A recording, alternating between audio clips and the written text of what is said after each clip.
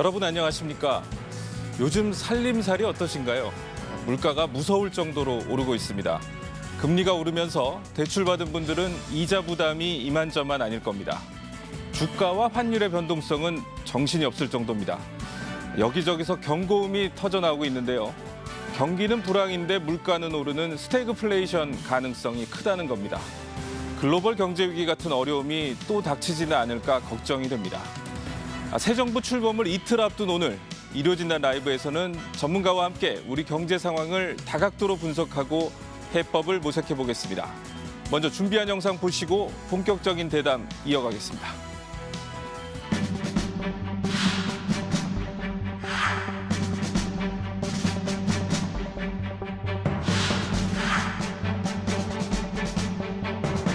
There is a broad sense on the committee that additional 50 basis point increases should be on the table at the next couple of meetings.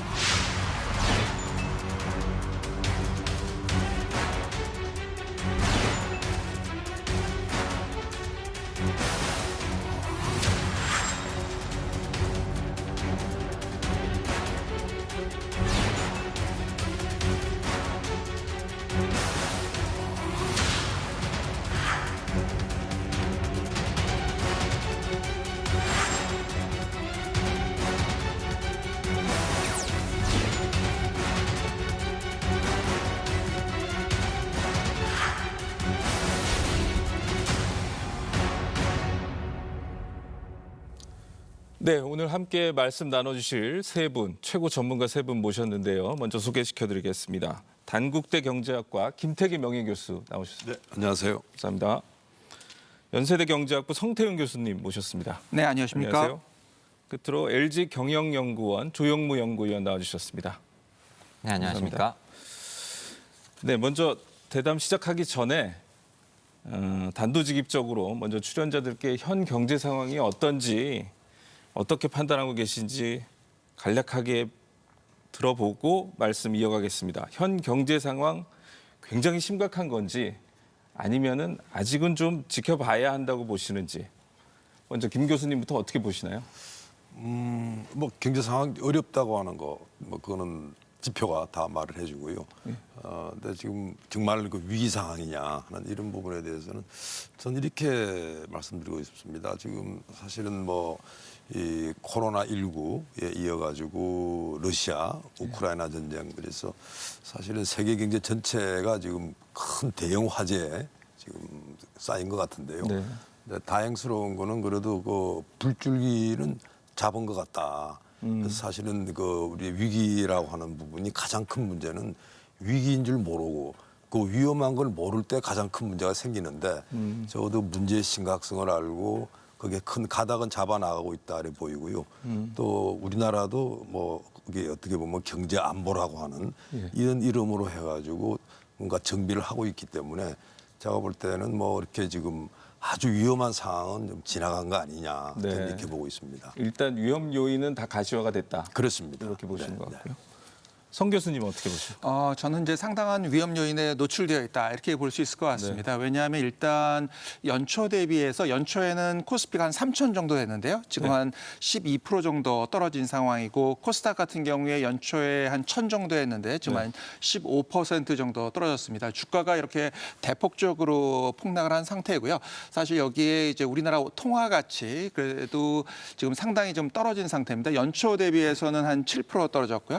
작년 대비해서는 거의 한 13% 정도 떨어졌습니다. 그러니까 우리나라 통화 가치가 7에서 13% 정도 하락했다는 건 우리나라 이제 전체적인 상황에 대해서 부정적인 이슈를 가질 수밖에 없고 투자한 분들이 지금 주식시장에서 상당한 어려움을 겪을 수밖에 없는 상황이기 때문에 이런 자체가 위험 요인이라고 할 수 있고요. 여기에 추가적으로 방금 영상에서도 나온 것처럼 물가 상승세가 가파릅니다. 그래서 소비자 물가 상승률이 4.8%라는 거는 중앙은행의 중기 물가 관리 목표가 2% 정도임을 감안할 때 사실상 2배 이상을 넘어선 상황이고요. 네. 그리고 경제 성장률은 이제 연초에는 뭐 정부에서는 한 3% 하지 않을까 생각했는데 지금 3% 달성이 매우 쉽지 않은 정도로 하락하고 있어서 전반적인 실물 경기 상황, 금융시장의 불안이 확산되고 있는 것으로 봐야 될 것 같습니다. 네. 그럼 성 교수님은 상당히 지금 긴장해야 될 상황이다. 상당히 긴장해야 될 상황이고요. 이미 스태그플레이션이 저 같은 경우는 좀 연초부터 진행되고 있는 것이 아닌가 이렇게 좀 예. 판단을 하고 있기 때문에 실질적으로 이 상황이 더욱 악화될 수도 있는 것으로 보고 있습니다. 네.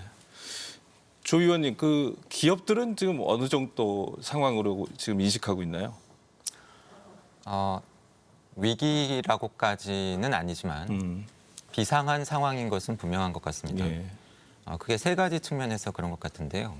우선 저희가 최근에 접하게 되는 경제 지표들이 통상적으로 보던 숫자들이 아닙니다. 네. 가령 미국의 물가 상승률 같은 경우에는 스태그플레이션의 대표적인 케이스인 오일 쇼크 이후에 거의 40년 만에 가장 높은 수준. 네. 우리나라 같은 경우에도 글로벌 금융위기 이후에 가장 높은 수준의 물가 상승률을 기록을 하고 있고 여기에 대응을 해서 마치 쫓기듯이 중앙은행들이 금리 인상으로 대응을 하고 있는데 문제는 뭐냐면은 이러한 금리 인상과 같은 조치들이 과연 효과를 내서 물가 상승세를 잡을 수 있을 것인가에 대해서 지금 중앙은행들도 그렇지만 이것을 지켜보는 경제 주체들이 확신을 하고 있지 못하다. 그렇다 보니까 얼마나 금리를 더 높이 올릴지, 언제까지 올릴지에 대해서 금융시장의 기대가 엇갈리면서 지금 금융시장에 충격을 주고 있는 것으로 보이고요.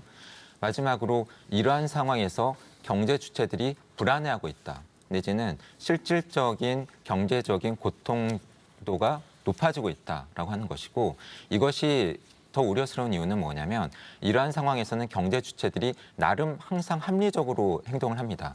가령 물가 상승률이 높아지니까 내 임금을 더 높여달라고 해야 되겠다. 내지는 물가가 높아지니까 내가 팔 수 있는 물건의 가격을 높일 수 있다면 높여야 되겠다. 이렇게 되면은 소위 이야기하는 기대 인플레이션이라고 하는 것이 높아지게 되는데요. 한마디로 경제 주체들이 앞으로 물가가 더 오를 것 같으니까 이것을 행동에 반영하게 되는 것이고요. 그렇게 되면 실제로 앞으로 물가는 더더욱 오르게 되는 네. 일종의 악순환에 빠지게 되는 거죠.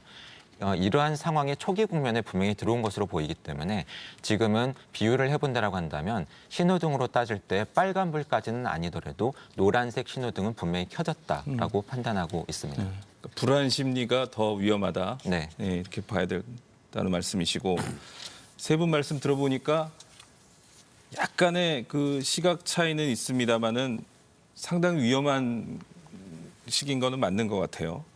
앞으로 조목조목 한번 짚어보도록 하겠습니다. 먼저 서민들 입장에서 가장 피부에 와닿는 거는 역시 물가 문제인 것 같습니다.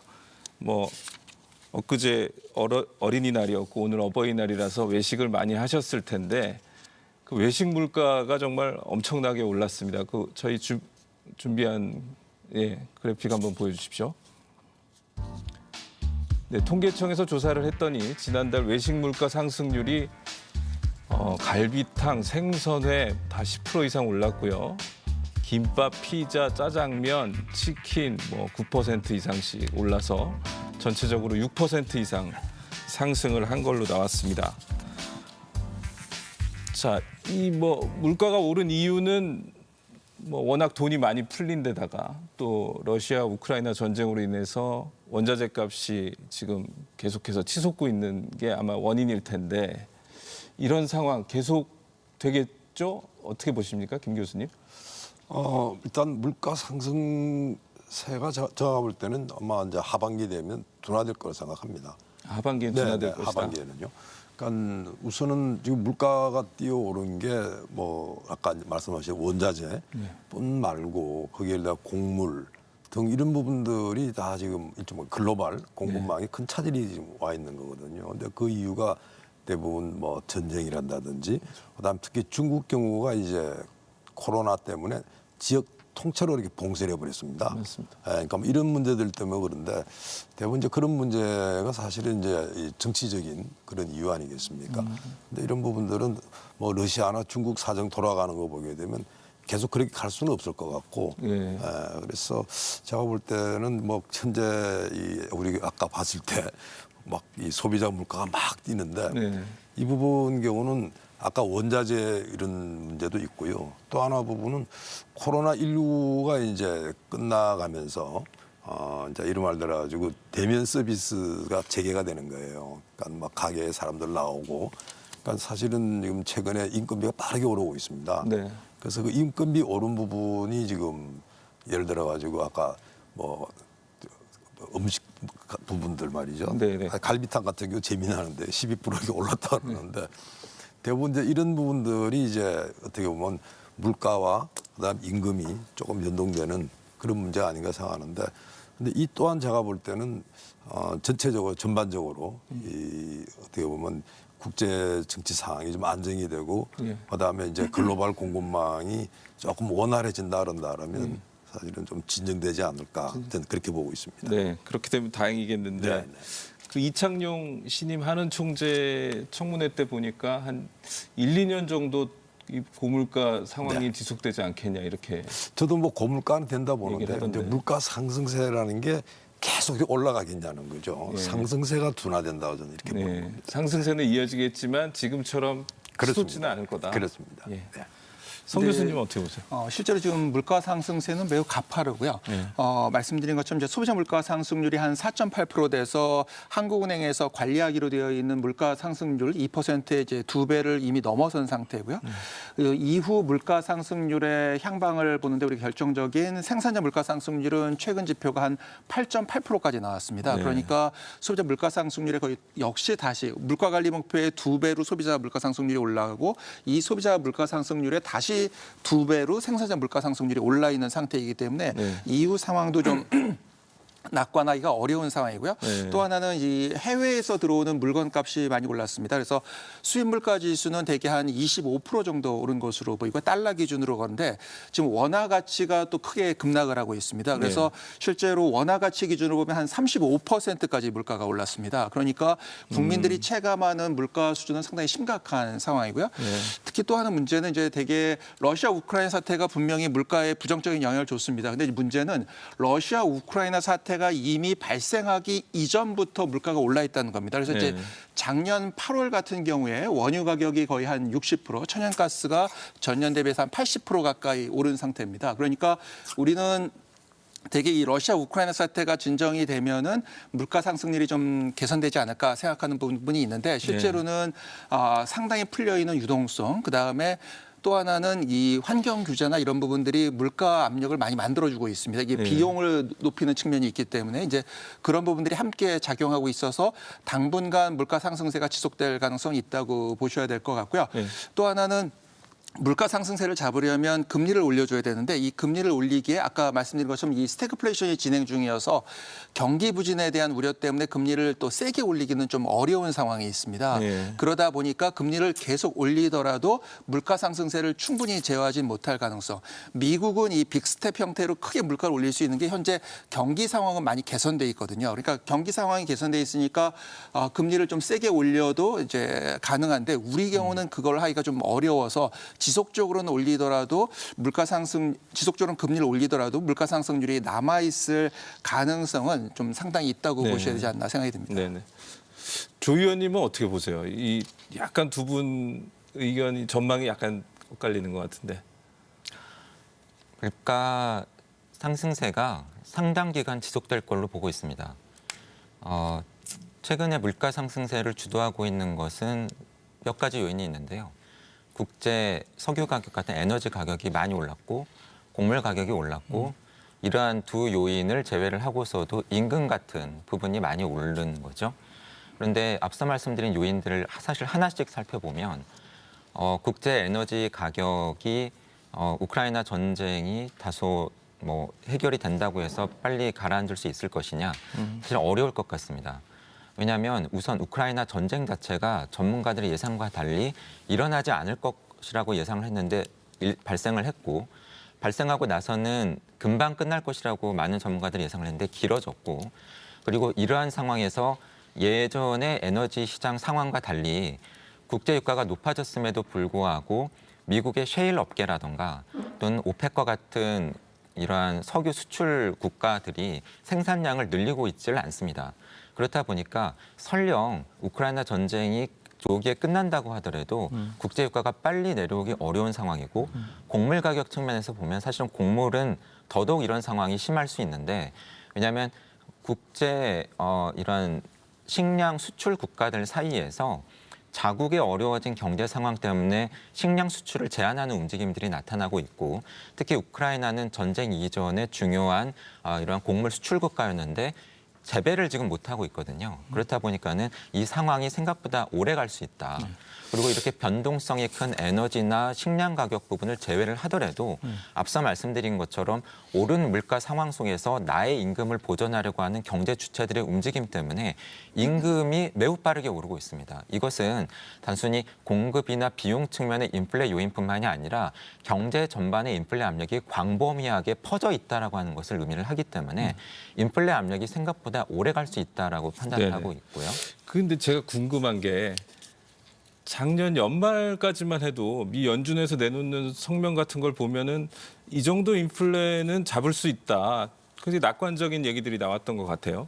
근데 물론 이제 전쟁이라는 변수가 있긴 하지만 올해 들어서 갑자기 이 상황을 굉장히 비관적으로 보면서 이렇게 금리를 높이고 있지 않습니까? 이거 전혀 예상을 못한 겁니까? 아니면은 근데 그 파트는 이렇게 보셔야 될 것 같아요. 네. 그러니까 우리는 되게 말씀하신 것처럼 연준에서 얘기를 안 했다고 생각을 하는 경우들이 있는데요. 네. 이미 그 지난 연준 의장이었던 옐렌 같은 경우, 그다음에 연준의 이제 이제 미국 연준이 여러 곳이 있기 때문에 이제 연준 각각 총재들이 그렇죠. 있는데요. 이 총재들이 계속해서 발언을 하고 있었습니다. 뭐라고 하냐면 향후에 금리를 급격히 올려야 될 상황이 발생할 수 있다라는 이야기를 하고 있고요. 그 이유는 당시 이제 미국 금융시장을 보시면은 이미 소비자 물가 지수의 상승률이 미국이 대폭적인 금리 인하를 단행하기 전에 즉 코비드-19 때문에 이제 코로나 상황 때문에 대폭적으로 금리를 이제 인하를 하게 되는데 네. 그 인하 직전에 있었던 소비자 물가 상승률로 이미 작년 한 3월 정도 되면 복귀한 상태입니다. 그러니까 네. 소비자 물가 상승률이 이미 대폭적인 금리 인하가 발생하기 이전으로 복귀를 한 상태에 있기 때문에 금리를 결정해야 되는 연준 총재들 입장에서는 이게 금리를 다시 올려야 될 상황이 발생을 하고 있다라는 것을 이미 인지하고 있었고요. 그럼에도 불구하고 급하게 금리를 올리지 않을 수 있는 희망을 가지고 있었던 것으로 보입니다. 그러나 이제 최근 들어서 소비자 물가 상승률이 거의 8%까지 임박한 상황이거든요. 네. 8%를 이미 넘어섰고 추가적인 상승의 우려도 지금 발생을 하고 있기 때문에 좀 더 빅스텝 형태로 급격히 금리를 올리는 상황이 나타나고 있다. 이렇게 보시는 게 맞을 것 같습니다. 그러면은 그 우려라든지 아니면은 예고는 있었는데 시장이 그거를 신호를 제대로 못 보고 있었다 이렇게 봐야 되는 건가요? 그러니까 그러면? 일부 이제 신호를 다르게 해석한 경우도 있는데요. 이미 시장에서는 완전히 신호를 못 봤다고 하긴 또 어려운 게 미국의 10년짜리 국채를 보면 상당 부분 역시 코로나19 상황에 의해서 대폭적인 기준금리 인하가 발생하기 이전 단계로 작년 1월에서 2월 정도 미국 채권 시장을 보면은 이미 올라 있습니다. 네. 그러니까 10년물 정도는 이제 올라 있다는 얘기는 뭐냐면 향후에 금리가 상승할 것이라는 것을 이미 미국 국채 시장을 중심으로는 반영이 되어 있었고 시장 참여자들은 상당히 알고 있었다라고 평가를 하시는 게 오히려 맞을 것 네. 같습니다. 저는 조금 그 부분에 하나 예. 첨가해야 될 것 같은데요. 사실은 미국 연방준비은행에서 가장 이제 고민하는 부분이 이제 고용 부분입니다. 그렇죠. 그러니까 경기 회복 이 부분인데요. 근데 그 경기 회복 부분이 처음에는 보니까 이게 그렇게 뭐 활발한 것 같지 않았는데 생각보다 굉장히 좋았던 거예요. 예. 그래서 그게 지금 이제 금리를 과감하게 인상해도 되겠다 이렇게 된 것 같고요. 그래서 그게 앞으로도 제가 볼 때는 이제 이 금리 인상 이런 부분은 이 어떻게 보면 실물 경제라고 그러는데요. 그게 제일 이제 크게 보는 게 이제 이 고용 부분이거든요. 그게 따라 좌우되지 않을까. 근데 제가 아까 이 문제에 관련돼 가지고 물가 상승은 지속이 되겠지만 그러나 상승세 자체는 조금 더 꺾일 거라고 저는 이렇게 보는 이유가 지금 고용이 최근에 들어가 미국 고용이 굉장히 좋아지긴 했는데요. 네. 근데 안에 이제 질적으로 들어가서 보니까 그러니까 우리가 예상했던 만큼 그렇지는 못하다는 이야기들이 나와서 그래서 제가 볼 때는 아마 미국에 들어가지고 이 연방준비은행에도 어떻게 보면 좀 매파가 있고 비둘기파가 있지 않습니까? 네.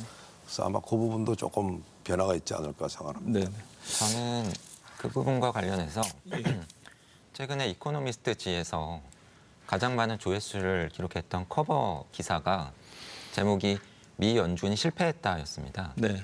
그러니까 미 연준에서 다소 상황을 낙관적으로 봤던 것 같고요.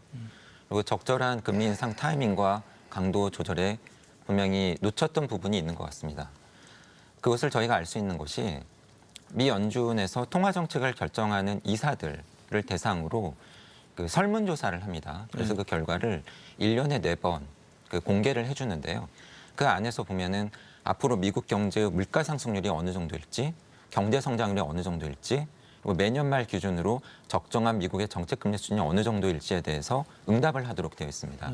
근데 작년 중반 그리고 늦게는 지난해 말까지도 이런 설문조사 결과를 보면 미 연준 안에서는 가장 최근 데이터로 볼 때 8.5%가 나오고 있는 미국의 물가 상승률을 그 정도까지 갈 것으로 보지 않고 훨씬 낮은 응답 수준을 보여주고 있습니다. 그렇다 보니까 물가 상승이 그 정도 되지 않을 거야. 그리고 물가가 다소 오르더라도 오래 가진 않을 거야.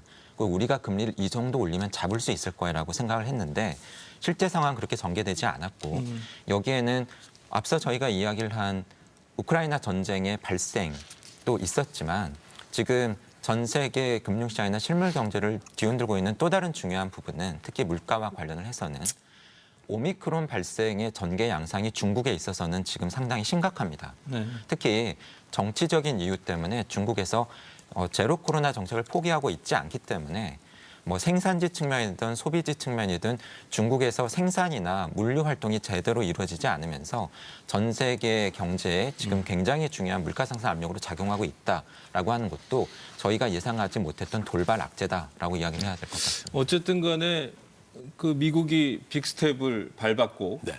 이제 우리도 금리를 따라서 올리지 않을 수 없는 그런 상황인데요.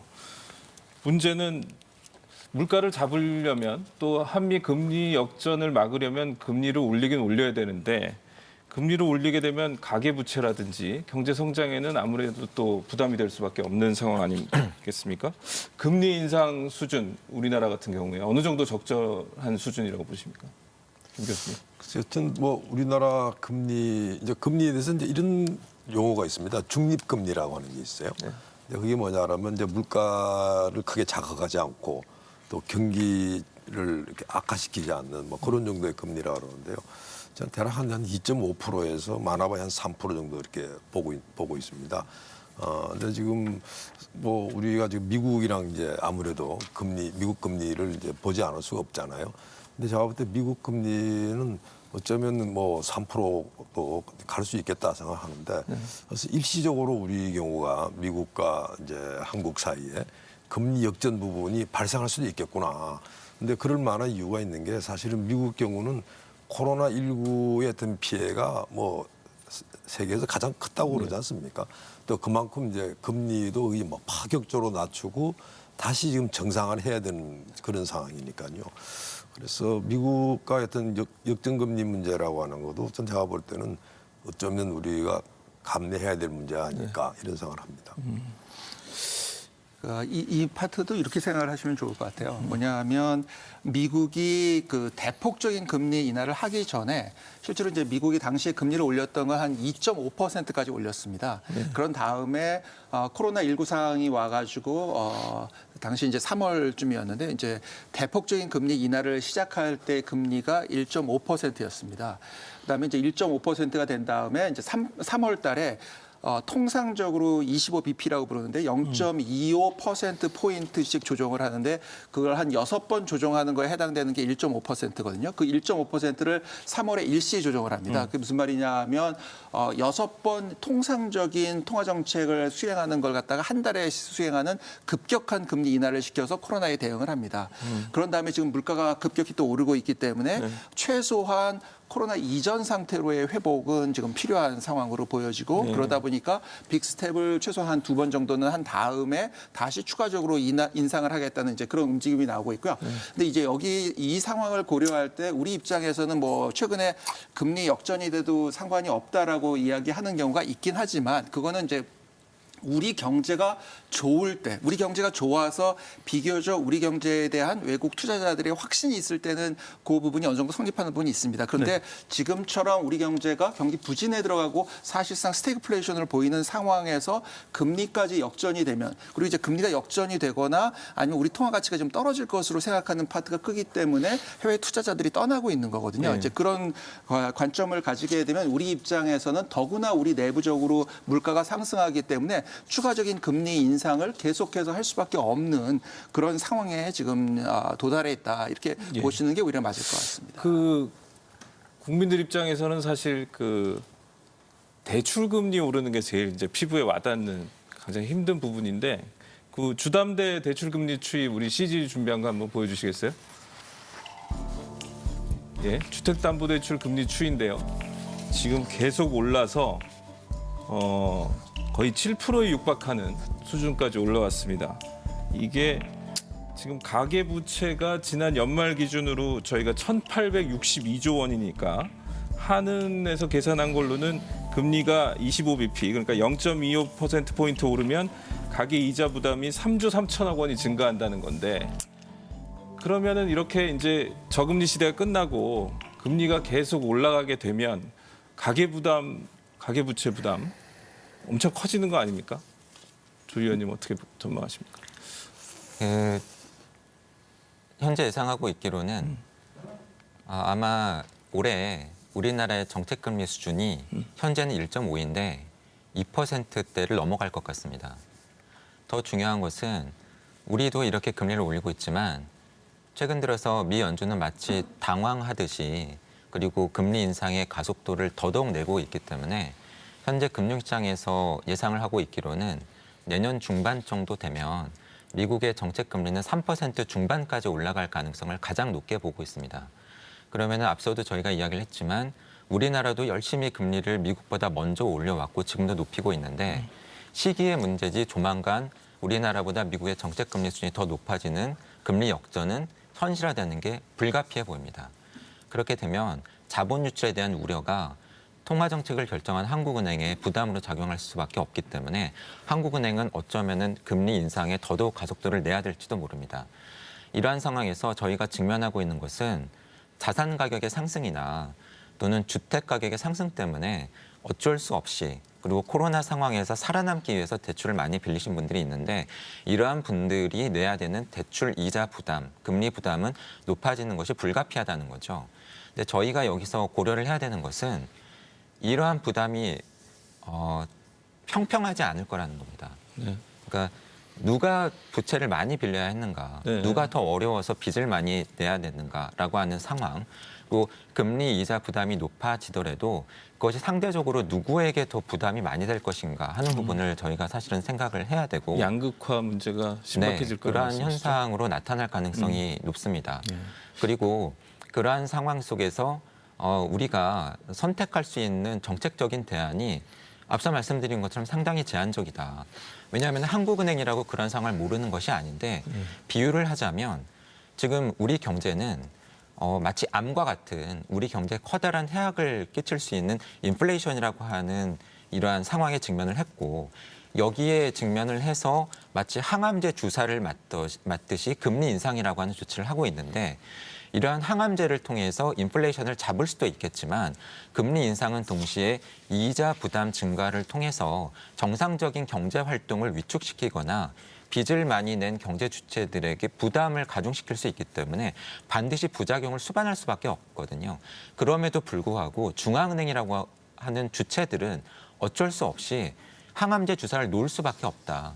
그렇게 되면 우리 경제는 인플레는 잡을 수 있을지 모르겠지만 빚을 많이 낸 이 가계의 부담 증가 또는 경기 위축은 사실은 불가피할 것으로 예상이 됩니다.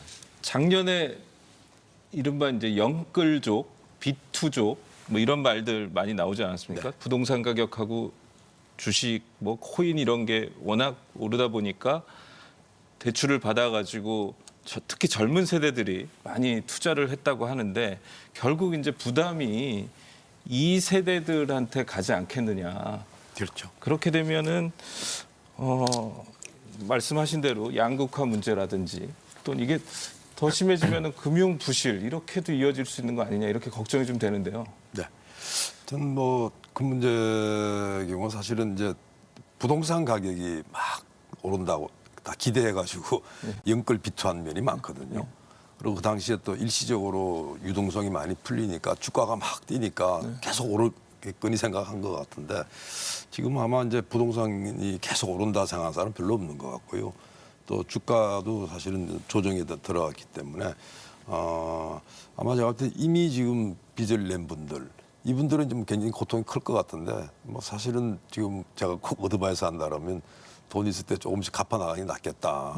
왜냐하면 이제 금리 자체는 우리가 뭐 코로나 시대는 사실은 그냥 비정상적으로 낮은 금리 시대거든요. 근데 그게 이제 정상적으로 간다라면 아까 말씀드린 대로 제가 볼 때 한 2.5에서 한 3% 정도 뭐 이쯤 되고 그다음에 이 주택담보대출이라는 게 그렇습니다. 이 주택담보대출 경우는 사실은 이제 신용이 이제 좀 떨어지는 분들은 당연히 담보대출 금리가 높고 그다음에 또 그렇지 않은 분들은 또 차이가 상당히 많거든요. 그래서 이제 그런 면이 있어가지고 자기의 어떤 뭐 신용 관리랄까 뭐 이런 부분도 좀 더 신경 쓰는 게 좋지 않을까. 뭐 어쨌든 간에 지금 우리가 이런 상황 자체는 감내할 수밖에 없는 거고. 정상화되는 과정이다. 그렇습니다. 예. 근데 그 시간이 얼마나 걸릴 거냐 부분에 대해서는 저는 조금 비교적 낙관적으로 보는 게요. 예. 왜냐하면 그 1970년대가 지금 이거보다 훨씬 심각했던 석유 위기가 있었습니다. 예.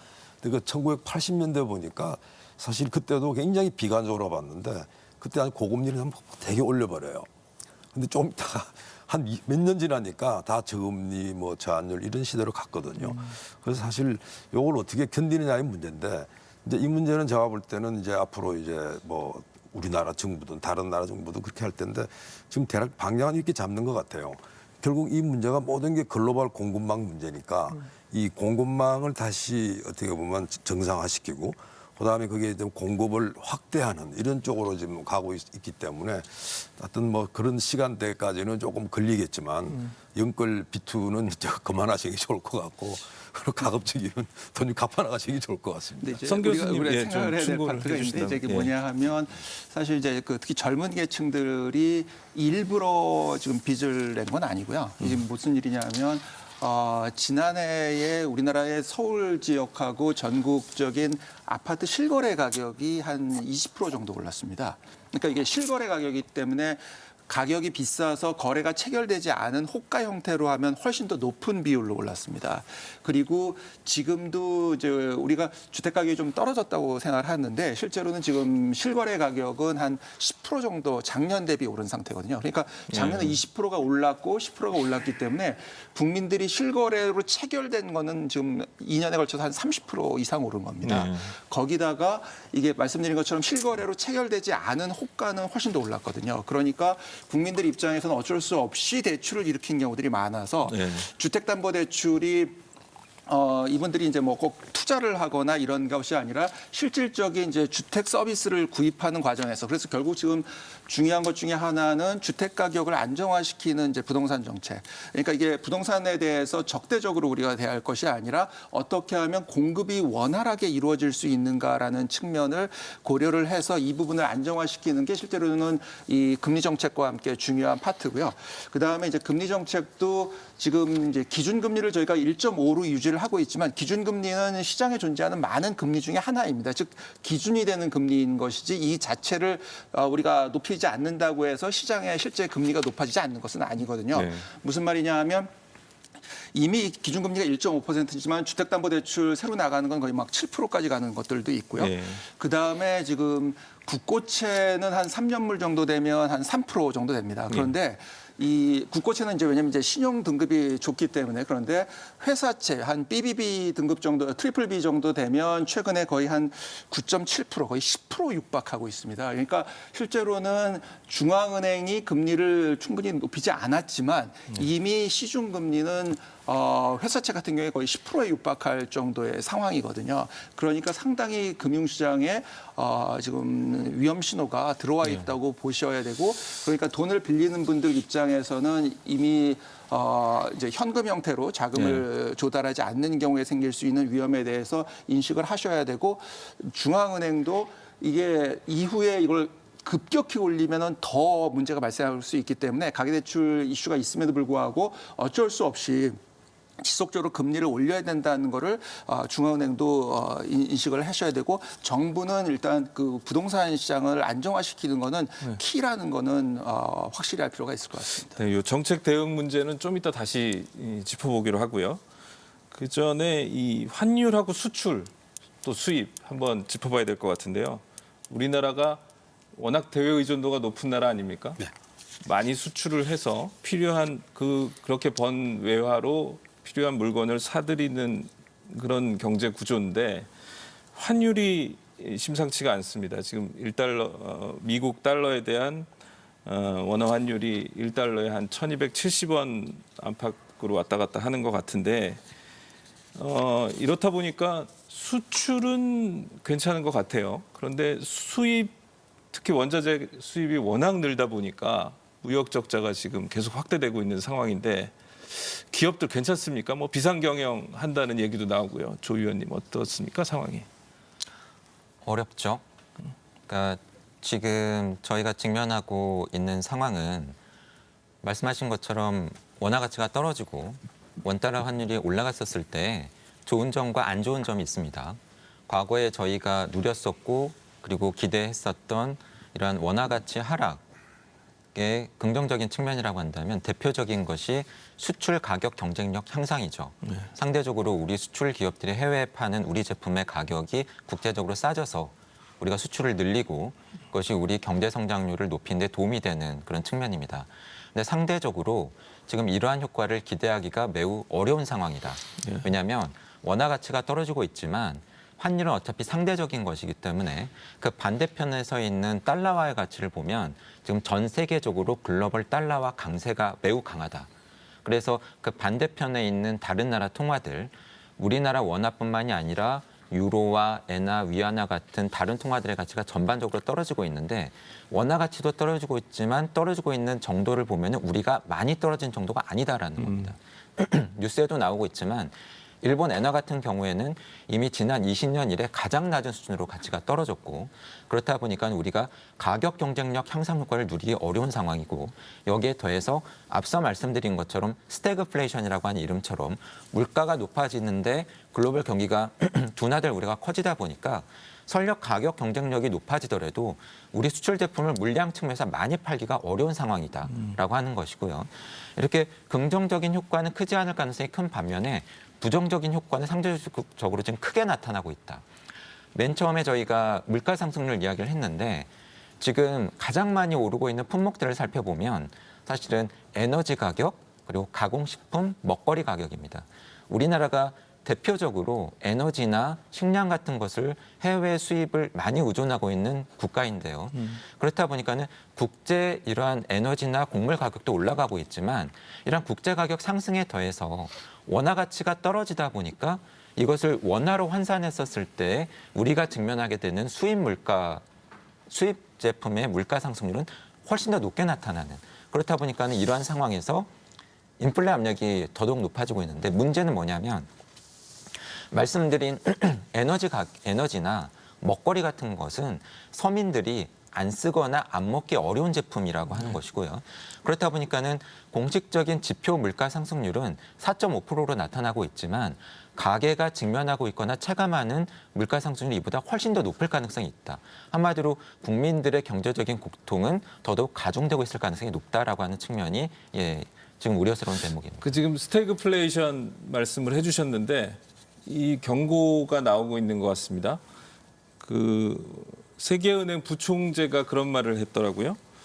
무역과 생산과 소비의 차질이 빚어지는 지금 상황은 아까 김 교수님 말씀해 주신 1970년대 스태그플레이션의 망령을 다시 부르고 있다.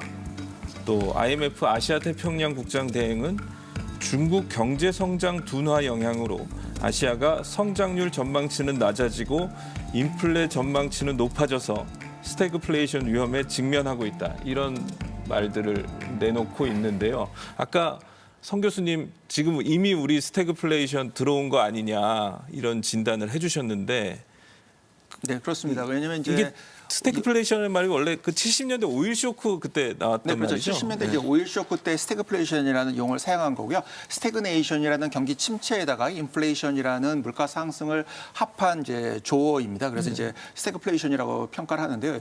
스태그플레이션은 이제 경제학자들은 어떤 때 주로 발생한다고 보면냐면 공급 충격 내지는 비용 충격이 발생했을 때 이제 발생한다고 봅니다. 무슨 말이냐면 동일한 생산물을 만드는데 돈이 더 많이 들 때 이때 이제 스태그플레이션이 나오는 거죠. 그래서 동일한 생산물을 만드는데 비용이 높아지니까 더 많이 만들기가 어려운 거죠. 그러니까 생산 양도 줄고 경기 부진인 거죠. 그다음에 더 많은 비용이 드니까 가격도 올라가는 이제 이 현상이 발생을 한다고 보고요.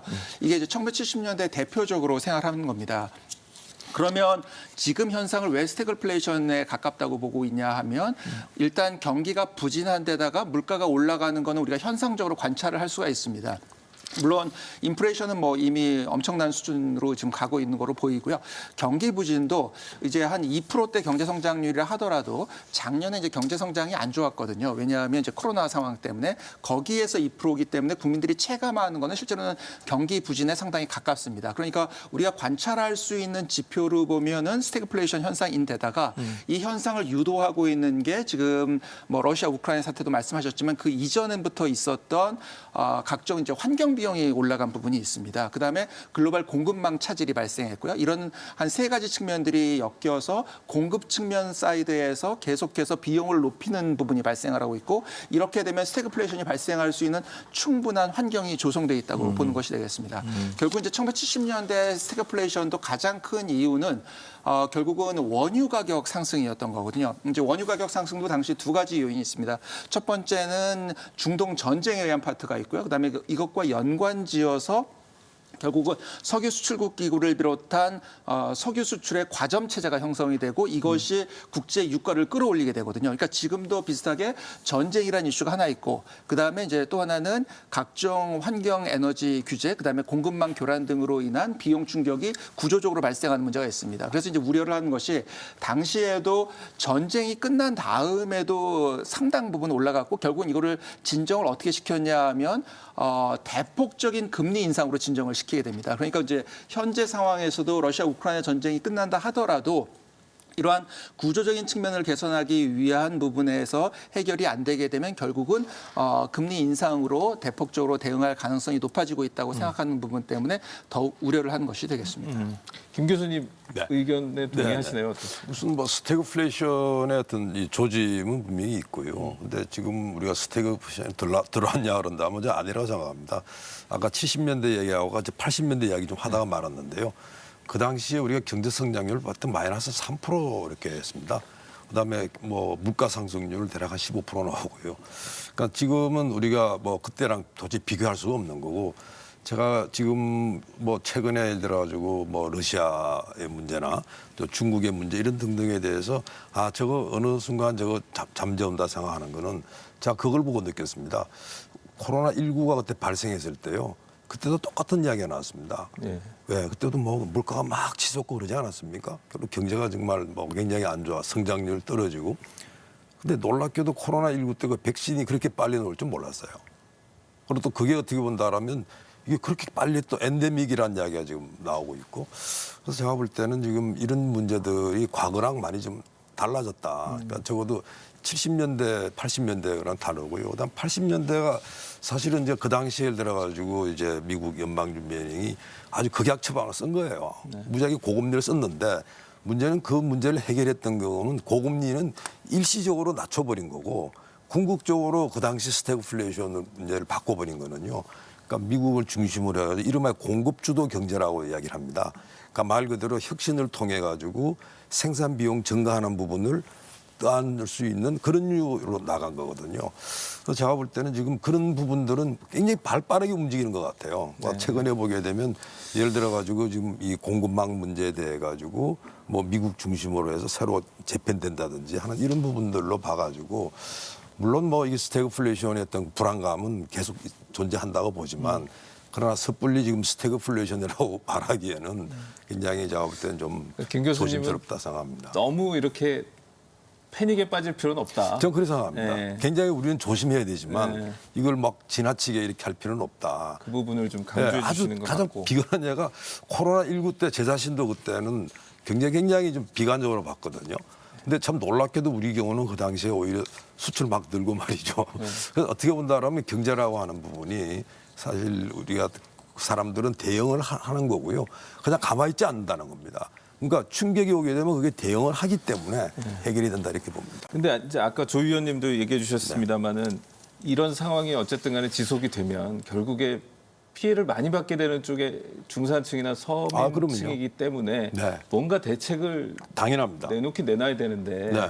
그 사실은 스태그플레이션 그러면 대부분 물가만 이야기하는데요. 경기 침체랑. 사실 스태그플레이션은 다른 말은 고시름입니다. 예. 엄청나게 많은 사람들이 일자리 잃게 되고요. 그리고 또 일자리 잃는 사람들이 대부분이 사실은 특히 저임금 계층들 이분들부터 다 힘들어지는 거거든요. 그래서 사실 지금 그런 면이 있어가지고 스태그플레이션에 대비하는 이런 노력은 대폭 강화해야 되고 또 이 스태그플레이션이 어떻게 보면 굉장히 강타했던 나라가 유럽입니다. 근데 반면에 미국 경우는 비교적 수월하게 넘어갔어요. 짧은 시간에. 그 이유가 뭐냐면 사실은 미국 경우는 노동시장 자체가 굉장히 탄력적으로 움직이니까 그게 빨리 어떻게 보면 실업 문제를 해결했는데 유럽은 거기 빠진 다음에 거의 못 벗어나가지고요. 계속 고실업 시대로 간 거거든요. 그래서 제가 볼 때는 지금 스태그플레이션에 대한 걱정이 나온다 그러면 우리가 경제 체질 바꾸는 부분도 같이 가야 된다는 이런 이야기 드립니다. 이제 그 말씀하셔가지고 이제 경제 체질을 바꾸는 건 상당히 중요한 이슈고요. 그런 의미에서 이제 시장이 좀 더 탄력적으로 움직여야 하는 건 중요합니다. 그런데 그럼에도 불구하고 이 스태그플레이션 자체는 실제로는 금리 정책하고 연결해서 설명할 수밖에 없다. 왜 그러냐면 이제 아까 말씀드린 것처럼 이제 미국의 카터 행정부 때 이 엄청난 스태그플레이션을 겪게 되는데 지금 미국의 물가 상승률이 8%대란 말이죠. 근데 이제 스태그플레이션에 진입할 당시에 카터 행정부의 물가 상승률이 한 6.5%밖에 안 됐습니다. 네. 그러니까 지금보다 오히려 낮습니다. 근데 이제 이게 금리 정책을 통해서 대응을 늦게 하다 보니까 거의 13%, 15%까지 튀어 올라가거든요. 그러니까 무슨 말이냐면 경제 체질을 개선하기 위한 노력은 중요하고 그거는 계속해야 되는 노력인데 실제로 이 물가 상승 자체를 제어하는 것이 안 되면 경제 성장을 다시 이루기가 어렵기 때문에 일단 그걸 제어를 해야 되는데 거기에는 금리 정책이 매우 중요한 역할을 할 수밖에 없다. 그래서 이제 당시에도 미국 연준 의장이 이제 윌리엄 밀러라는 분이었는데 이분이 금리 대응을 적극적으로 하질 않습니다. 그러면서 당시 이제 카터 대통령도 이제 뭘 하냐 하면 정부 지출을 이제 억제하고 그다음에 연방 고용을 줄이겠다라고 이야기를 하고 그다음에 불필요한 규제는 제거하겠다. 소득세 감세는 하지 않겠다. 뭐 이런 이제 몇 가지를 발표를 하거든요. 이런 부분들이 그 인플레이션 제어에 나쁘진 않습니다. 근데 이제 결정적인 건 뭐냐 하면 결국은 나가 있는 유동성을 흡수하지 않는 이상은 사실은 그것이 갖고 있는 한계가 있거든요. 그래서 이제 금리 인상 이슈가 나올 수밖에 없게 되는 것입니다. 이제 내일 모레면 이제 새 정부가 들어서는데요. 그 대출도 규제를 좀 완화하겠다. 그리고 이 여러 가지 공약을 이행하기 위해서 재정 지출도 또 늘릴 수밖에 없는 이런 상황인데 그러면 방금 말씀하신 그 교수님의 그런 우려 더 커지게 되는 거 아닙니까? 그러니까 이게 그 어떤 대통령 선거나 이제 정치적인 일정을 앞두고 하는 공약이 나왔기 때문에 그 공약을 반드시 실현해야 된다. 이렇게 접근해서는 좀 곤란하다고 생각을 하는 거고요. 네. 그중에서 이제 필요한 정책은 재정을 효과적으로 집행한다는 개념에서 접근하시는 게 매우 중요하다. 이렇게 생각이 듭니다.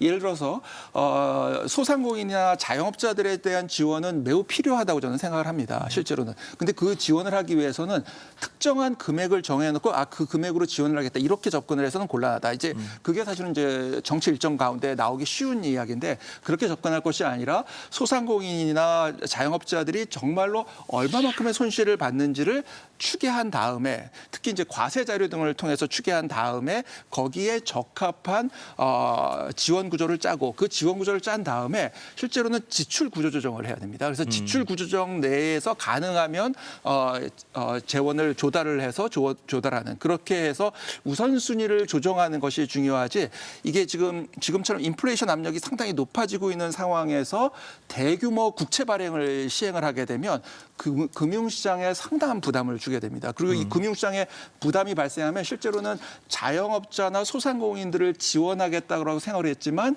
대출을 안고 있는 자영업자나 소상공인들이 오히려 더 어려움에 빠지는 상황이 발생할 수도 있습니다. 우리가 과거에 최저임금도 기본적으로는 근로자들, 어려운 근로자들을 지원한다고 생각했지만 이게 당시의 경제 상황하고 안 맞았기 때문에 결국은 그분들이 오히려 피해를 입었거든요. 이런 비슷한 상황이 발생할 수 있다는 걸 인식할 필요가 있다라고 생각합니다. 윤석열 당선인도 그 장기적인 물가 인상에 대비해야 된다. 민생이 제일 중요하다 이런 말을 하긴 했는데 또 인수위가 내놓은 정책을 보면은 약간 우려되는 부분도 있고요. 조 의원님은 새 정부 정책, 경제정책 기조 어떻게 보십니까? 일단 최근에 나오고 있는 뉴스나 발언들을 보면 정부 정책의 가장 중심점은 물가 관리 쪽으로 옮겨진 것 같고요. 저 개인적으로는 나쁘지 않은 판단이라고 보고 있습니다. 이 부분은 불가피할 것으로 보입니다. 하지만 여기에 조금 더 첨언을 한다라고 한다면 과거 스태그플레이션 때 미국을 보더라도 물가를 잡기 위해서 중앙은행이 미국 금리를 19%까지 높입니다. 물가는 잡았죠. 하지만 경기가 실제로 어려워졌고요. 그런 상황에서 미국은 경기의 급격한 위축을 막기 위해서 재정 정책을 펴는데 들여다보면은 지출을 늘린 것이 아니라 감세를 했습니다. 세금을 깎아주는 식으로 했었죠. 지금 저희가 직면하고 있는 경제 환경은 사실은 더 어렵습니다. 왜냐하면 그때에 비해서 우리나라뿐만이 아니라 많은 국가들의 정부의 재정 지출 여력이 줄어들었고요. 그렇다 보니까는 과연 그때만큼 재정 지출을 늘리든 감세를 하든 할 수 있을 것인가 하는 이러한 어려움에 직면을 하게 됩니다. 하지만 이런 때에는 사실은 정책의 묘미를 발휘할 수밖에 없는데 무엇이냐면은 둘로 나눠본다라면 통화 정책은 어쩔 수 없이 물가를 잡기 위해서 금리 인상, 통화 긴축 기조로 갈 것 같고 그렇게 해야 될 것 같습니다. 하지만 경기 위축을 막기 위해서 재정 정책은 그 역할을 나름대로 해줘야 되는데 코로나 상황에서 어려워진 이러한 재정 여건이나 국가 부채 증가를 감안한다고 한다면 양에 치중해서는 안 될 것 같습니다. 양을 많이 늘리기보다는 그 내용이 중요할 것 같고요.